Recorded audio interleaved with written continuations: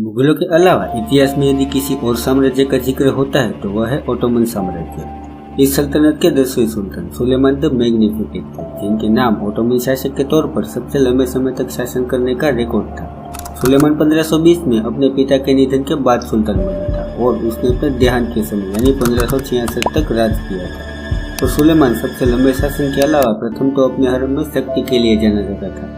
ऐसा कहा जाता है कि सुलेमान के हरम में बेहद ही खूबसूरत रखेले हुआ करते थे, लेकिन उसके प्रेग्नेंट होने पर पाबंदी थी।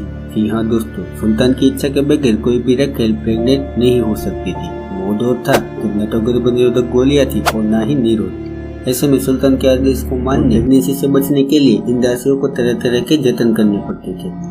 सुल्तान के हरम के नियम बेहद ही सख्त थे। सुल्तान जिस रखेल को अपने हरम में लेता था उसकी कड़ी निगरानी की जाती थी। इसीलिए हरम की महिलाओं को प्रेगनेंसी से बचने के लिए पुराने तरीके अपनाने पड़ते थे। ऐसे तरीके थे जो आज के समय में बेहद ही जंगली प्रतीत होते हैं, और इनमें कई तरीके ऐसे भी थे जो उन महिलाओं की जान के दुश्मन भी बन जाते थे।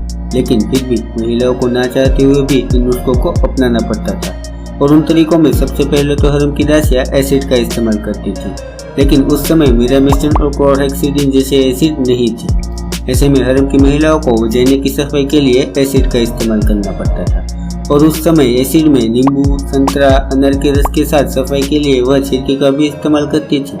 और यह एसिड स्पर्म की शुक्राणु को मारने के काम आते थे। इतना ही नहीं, हरम की महिलाएं गर्भधारण से बचने के लिए जड़ी बूटियों का सहारा भी लेती थी। पीढ़ी दर पीढ़ी ये व्यवस्था चलती आ रही थी।